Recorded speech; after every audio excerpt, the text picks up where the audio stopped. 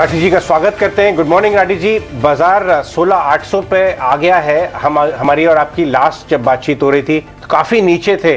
इस जो हमने जर्नी तय की है, जिस हिसाब से ग्लोबल क्यूज जो हैं वो डोमिनेट कर रहे हैं और क्वालिटी अर्निंग्स आ रही हैं, इस समय आप बाजार पे 1 से 10 के स्केल पे कितने बुलिश हैं? देखिए, बुलिशनेस डिपेंड करती है कितने पीरियड के लिए। अगर 1 से 2 साल का व्यू लें। हाँ, सॉरी, आपने कुछ कहा। 1 से 2 साल का व्यू लें तो हाँ, देखिए, 1 साल का व्यू मेरा है कि आज भी मार्केट में 10% 10 से 15% इसके ऊपर जाने की संभावना है।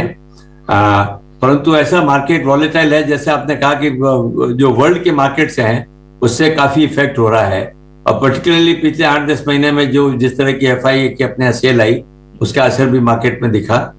आगे जाते हुए देखिए, जो फैक्टर्स हैं जिनके कारण ये प्रॉब्लम जो मार्केट्स में आ रही थी, इन्फ्लेशन जिस तेजी से बढ़ा, और पर्टिकुलरली विश्व में बड़े इवन लीडिंग कंट्री US वगैरह में रिकॉर्ड इन्फ्लेशन हो रहा है, इंटरेस्ट रेट्स तेजी से बढ़ी, और अब ये बात की जा रही है कि भी वर्ल्ड की जो GDP ग्रोथ है that might be much lower than what anticipated. तो लोग तो रिसेशन की बात करने लगे हैं, तो काफी नेगेटिविटी मार्केट में है। उसके बावजूद भी अगर देखें पिछले 1 वर्ष में US मार्केट्स 8 से 10% डाउन हुए हैं, अपने मार्केट 5 से 7% बढ़े हैं। तो एज इट इज अपने market is showing good strength in the overall scenario अगर आप देखें। और इसके कारण ये कि अपने यहाँ जो है इन्फ्लेशन, मुझे लगता है इन्फ्लेशन पीक हो गया है। इंटरेस्ट रेट थोड़ी और बढ़ने की संभावना ज्यादा नहीं, बल्कि 1 साल में जाके इन्फ्लेशन मुझे लगता है तेजी से कम हो सकता है, और इंटरेस्ट रेट भी नीचे आ सकती हैं। तो ज्यादा पॉजिटिव फैक्टर्स, और जहां तक ग्रोथ का सवाल है, आई थिंक इस वर्ष में आगे 1-2 साल में जाके इंडिया जो है वो that would be the fastest growing country in the world. आज 7-7.5% की जो ग्रोथ की बात हो रही है, वो इस साल भी होगी और आगे जाके भी कायम रह सकती है। राइट साहब, बिल्कुल, बहुत बहुत शुक्रिया। पहले तो आप समय दे रहे हैं और आपका एक्सपीरियंस भी काम कर रहा है। आप इसलिए ये भी बता रहे हैं कि आगे चल के इन्फ्लेशन अगर कम होती है तो स्पीड से भी कम हो सकता है, उसका फायदा भी मिलेगा, भारत सबसे आगे खड़ा होता हुआ भी दिखेगा। राइट साहब, इसी चीज़ को ध्यान में रखते हुए, मैं आपके इस सारे पॉइंट्स को ध्यान में रखते हुए, अगर मेरे को बाजार में मान लो आज ही आना हो, या मैं उतर रहा हूँ मार्केट के अंदर नया, या फिर पुराना भी खिलाड़ी हूँ लेकिन मैं कुछ सोच रहा हूँ आगे के बारे में, तो मैं किसके बारे में ज़्यादा पॉजिटिव होकर सोचूं सर? आप सेक्टर्स की बात कर रहे हैं? हाँ, सेक्टर्स की मैं बात बोल रहा हूँ सर। सेक्टर्स में या कोई ऐसी थीम जो आपको लग रहा हो कि अगले 1-1.5-2 साल में बहुत अच्छे से डेवलप होगी, अभी थोड़ा शुरुआती स्टेज में है वो। देखिए, अच्छे सेक्टर्स में एक तो बैंकिंग जो है सेक्टर, जैसे देखा पिछले दिनों में बैंकिंग में काफी अब रुझान अच्छा होता जा रहा है, रिजल्ट सब अच्छे आते जा रहे हैं। सभी बैंक और फाइनेंस NBFCs हैं वो बहुत अच्छा करेंगी। IT कंपनी इनका काफी पिछले 1 साल में कम हुआ है, वो मुझे लगता है अगर थोड़ा सा पेशेंस ज्यादा हो तो IT कंपनीज जो हैं अगले 1 से 2 साल में, क्योंकि रुपया काफी अपना नीचे है, तो उसका फायदा भी IT कंपनीज को मिलेगा। और जो डर था कि IT की डिमांड कम होगी, ऐसा नजर नहीं आता है। उनमें कॉस्ट थोड़े पुश बहुत ज्यादा हो गए थे, परंतु वो जाके वापस सबने देखा कि वो रुझान कॉस्ट पुश में बदल रहा है। अब जॉब अपॉर्चुनिटीज इतनी नहीं है IT में, तो IT है another good sector which must be looked at. Pharma जो काफी नीचे चल रहा है, मुझे लगता है कि लोकल फार्मा में भी है, अब जाके वापस उसमें जैसे जैसे हेल्थ पे एक्सपेंडिचर बढ़ता जा रहा है, फार्मा शुड डू वेल। क्योंकि इंफ्रास्ट्रक्चर में इन्वेस्टमेंट बहुत बढ़ रहा है, तो उसके रिलेटेड सेक्टर्स हैं, पर्टिकुलरली कैपिटल गुड्स हैं और सीमेंट है, वो भी अच्छे होने की संभावना है। एक बात मैं हमेशा कहता हूँ कि भाई सेक्टर्स तो हैं, परंतु सिलेक्शन जब आदमी करे तो इंडिविजुअल कंपनी, हर सेक्टर में अच्छी कंपनियां हैं, और भारत ऐसे वर्ष में जहाँ ग्रोथ इतनी बढ़िया हो रही है, वहाँ हर सेक्टर में कंपनियां अच्छा काम करेंगी, और उन कंपनियों में जो है डेफिनेटली उनकी वैल्यूएशन अच्छी होती रहेगी।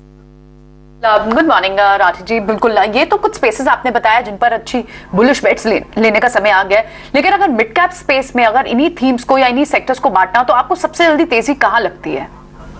जैसे मिड कैप में भी मैं कहूंगा, जैसे जो मैंने IT का बताया, NBFCs का भी बताया, मिड सेक्टर की कंपनियां भी अच्छा करी हैं, फार्मा कंपनियां भी जो है अच्छा करेंगी। ये सभी सेक्टर जो मैंने बताए हैं मिड कंपनियों के लिए भी ठीक है। FMCG डेफिनेटली ऑलरेडी है गॉन अप हाई, पर लॉन्ग टर्म में देखिए अगर 2-3-4 साल का आदमी व्यू ले तो इंडिया जैसी कंट्री में कंजम्पशन स्टोरीज हमेशा ही अच्छा करेंगी, तो वो भी उस सेक्टर में भी जरूर देखना चाहिए।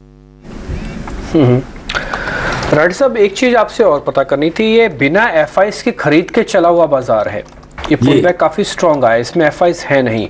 अब हम ये पक्का मान लें कि FIs की जो वेटेज है या उनकी जो इंपॉर्टेंस है वो धीरे धीरे कम हो गई है, क्योंकि 11,000 करोड़ रुपए का SIP के पास हर महीने आ रहा है, तो अब ये चिंता ज्यादा रखनी नहीं चाहिए माइंड में। आप अपने जरा एक्सपीरियंस से बताइए, क्या अब हमें ज्यादा चिंता नहीं करनी चाहिए FIs की? बिल्कुल सही है। आप अगर मेरे स्टेटमेंट 5 साल पुराने या 10 साल पुराने भी देखें, यही कहना था कि जिस दिन अपना इंटरनल मनी आने लगेगी उस दिन FIs की स्ट्रेंथ कम होने लगेगी। और अभी देखिए पिछले 1 साल में अपने इंटरनल जो सेविंग्स है उसमें दिखा दिया है कि कितनी भी सेल आए अपने मार्केट में एब्जॉर्ब होने की गुंजाइश है। दूसरी बात ये भी देखिए कि आज की तारीख में आज जो इन्वेस्टमेंट एलोकेशन है, एसेट एलोकेशन में बड़ा बदलाव आ रहा है। पहले जो एसेट एलोकेशन इंडिया में ज्यादा रियल एस्टेट में बहुत होता था, गोल्ड में भी सिग्निफिकेंट होता था, अब झुकाव जो है क्योंकि दूसरी asset classes are not doing well, तो ज्यादा झुकाव इक्विटी में आ रहा है और आएगा। और अपने ये देखा है कि आज भी अपनी सेविंग्स का बहुत स्मॉल परसेंटेज जो है वो फाइनेंशियल सेविंग्स का भी small percentage is coming into the equity.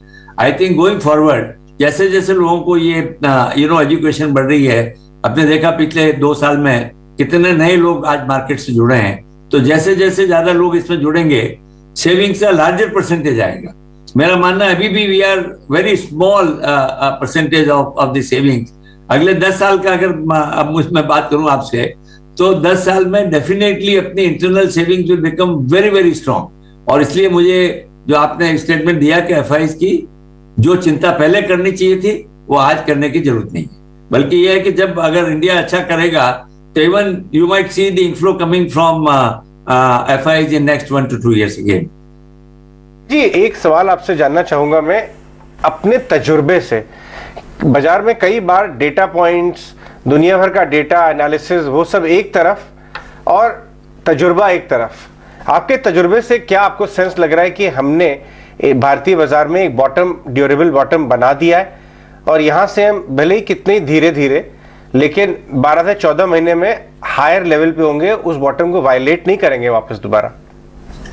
देखिए, आप भी इतने साल से मार्केट में, किसी को बॉटम का पता लगाना इम्पॉसिबल है किसी मार्केट का, पर मैं ये कह सकता हूँ आज वैल्यूएशन जो है रीजनेबल लेवल पे है, परंतु there are still pressures in the market. मैं नहीं कहूंगा कि सारे प्रेशर्स निकल गए हैं, तो प्रेशर्स रहेंगे। मार्केट हो सकता है यहाँ से वापस 5-7% नीचे भी जा सकता है, ये नहीं कहूंगा कि। और आप अगर हिस्ट्री उठा के देखें, हर वर्ष में जो है भारत के मार्केट में जो टॉप बनता है उस वर्ष का और बॉटम है, उसमें 15 से 20% फर्क हमेशा आपको मिलेगा। कितने पिछले 25 सालों की हिस्ट्री देख लें अगर, तो मेरे तजुर्बे से यही कहना है कि आदमी को अगर लॉन्ग टर्म इन्वेस्ट करना है तो बॉटम की इंतजार नहीं करनी चाहिए, because nobody catch the bottom and nobody catch the top. जो आप देखे भाई हाईएस्ट में बेचूंगा, सस्ते में खरीदूंगा, वो कभी संभव नहीं है। मेरा मानना है कि एक रीजनेबल रिटर्न जिसको आदमी अगर 12 से 14% रिटर्न एक्सपेक्ट करे अगले 3 या 5 साल में, आज के लेवल पे भी investment is all right according to. ठीक है राठी साहब, बहुत बहुत शुक्रिया, थैंक यू वेरी मच। आज आपने समय दिया, अच्छा लगा आपसे बातचीत करके, और आप स्वस्थ रहें, तंदुरुस्त रहें, ये हमारी शुभकामनाएं भी है सर। बहुत बहुत शुक्रिया, thank you very much sir. Thank you very much, thank you sir. अब हमारे साथ